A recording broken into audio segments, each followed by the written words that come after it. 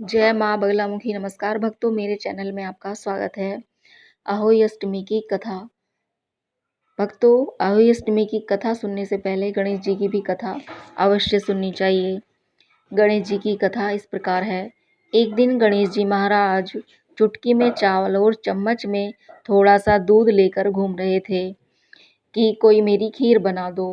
सबने थोड़ा सा सामान देखकर खीर बनाने से मना कर दिया। तभी एक बुढ़िया माई आई और बोली, ला बेटा, मैं तेरी खीर बना दूं। और वह कटोरी ले आई। तब गणेश जी बोले कि बुढ़िया माई, कटोरी क्यों लाई हो, आप टोप लेकर आइए। अब बुढ़िया माई टोप लेकर आ गई और वह टोप दूध से भर गया। गणेश जी महाराज बोले कि मैं बाहर जाकर आता हूँ, जब तक तू खीर बनाकर रखना। खीर बनकर तैयार हो गई। अब बुढ़िया माई की बहू के मुंह में खीर को देखकर पानी आ गया। वह दरवाजे के पीछे बैठकर खीर खाने लगी तो खीर का एक छींटा जमीन पर गिर गया। इस प्रकार छींटा जमीन पर गिर जाने से गणेश जी का भोग लग गया। थोड़ी देर बाद बूढ़ी माई गणेश जी को बुलाने चली गई तो गणेश जी बोले, बुढ़िया माई, मेरा तो भोग लग गया है। जब तेरी बहू ने दरवाजे के पीछे बैठकर खीर खाई तो एक छींटा जमीन पर गिर गया था, तो मेरा भोग लग गया।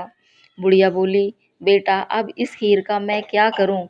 गणेश जी बोले, सारी खीर अच्छे से खा पीकर सबको बांट देना और जो खीर बचे उसको थाली में डालकर छींके पर रख देना।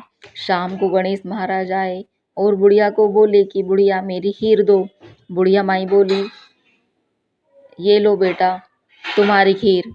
और जब थाली में देखा तो थाली की खीर हीरे मोती में बदल गई। गणेश जी महाराज ने जैसी धन दौलत बुढ़िया माई को दी, ऐसी धन दौलत भगवान गणेश सभी को दें। अहोई का उज्जमन। जिस स्त्री को बेटा हुआ हो अथवा बेटे का विवाह हुआ हो, उसे अहोई माता का उज्जमन करना चाहिए। एक थाली में 7 जगह 4-4 पूड़ियाँ रखकर उन पर थोड़ा थोड़ा हलवा रख लें। इसके साथ ही एक साड़ी ब्लाउज, उस पर सामर्थ्य अनुसार रुपये रखकर थाली के चारों ओर हाथ फेर कर श्रद्धापूर्वक सासू जी के पांव छूकर वह सभी सामान सासू जी को दें। तियल तथा रुपये सासू जी अपने पास रख लें तथा हलवा पूरी का बायना बांट दें। बहन बेटी के यहाँ भी बायना भेजना चाहिए। अहोई माता की कथा। एक साहूकार था जिसके 7 बेटे और 7 बहुएं थीं। दिवाली से पहले कार्तिक बदी अष्टमी को सातों बहुएं अपनी इकलौती ननंद के साथ जंगल में जाकर खदान में मिट्टी खोद रही थीं। वहां पर स्याहू की मांद थी। मिट्टी खोदते समय ननंद के हाथ से स्याहू का बच्चा मर गया। इससे स्याहू की माता बहुत नाराज हो गई और बोली, मैं तेरी कोख बांधूंगी। तब ननंद अपनी सातों भाभियों से बोली, तुम में से कोई अपनी कोख बंधवा लो।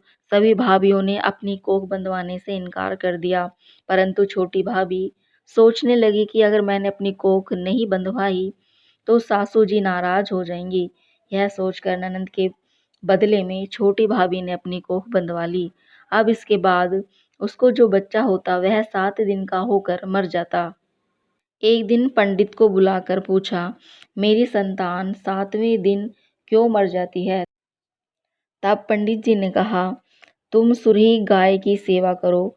सुरही गाय स्याहू माता की भाईली है, वह तेरी को खुलवा देगी, तब तेरा बच्चा जिएगा। अब वह बहुत जल्दी उठकर चुपचाप सुरही गाय के नीचे साफ सफाई कराती।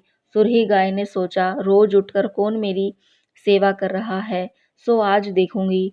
गौ माता खूब सवेरे उठी।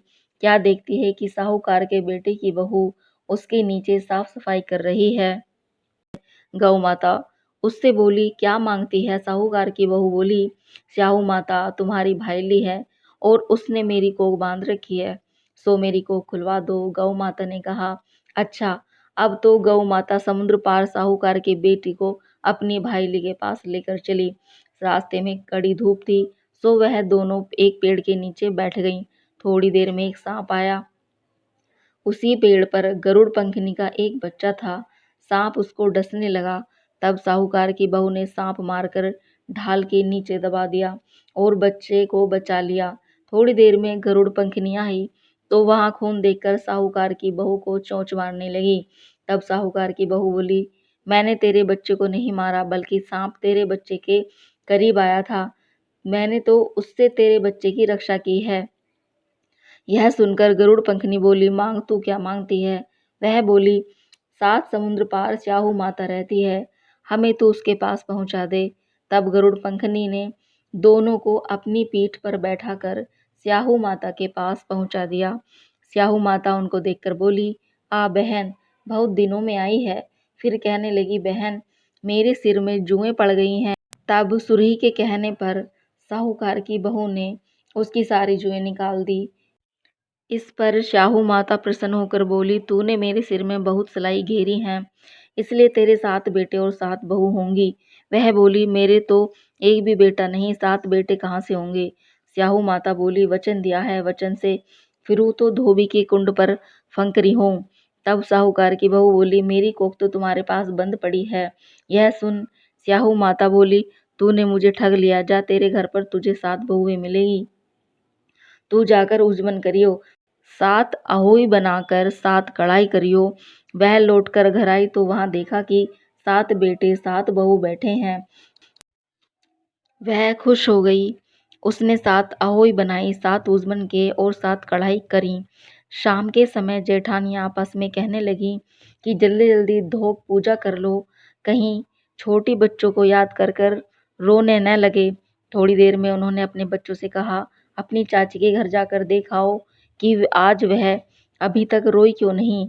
बच्चों ने आकर कहा, चाची तो कुछ मान रही है, खूब उजमन हो रहा है। यह सुनते ही जेठानियां दौड़ी दौड़ी वहां आई और आकर कहने लगी कि तूने कोख कैसे खुलवाई? वह बोली, तुमने तो कोख बंधवाई नहीं, सो मैंने कोख बंधवा ली थी। अब स्याहू माता ने कृपा करके मेरी कोख खोल दी है। हे स्याहू माता, जिस प्रकार उस साहूकार की बहू की कोख खोली, उसी प्रकार हमारी भी कोख खोलिए। एक कटोरी में गेहूं के दाने लेकर कहानी सुने। इस दिन मिट्टी में हाथ नहीं डालना चाहिए, सुई और कैंची का प्रयोग नहीं करना चाहिए। जय मां बगलामुखी।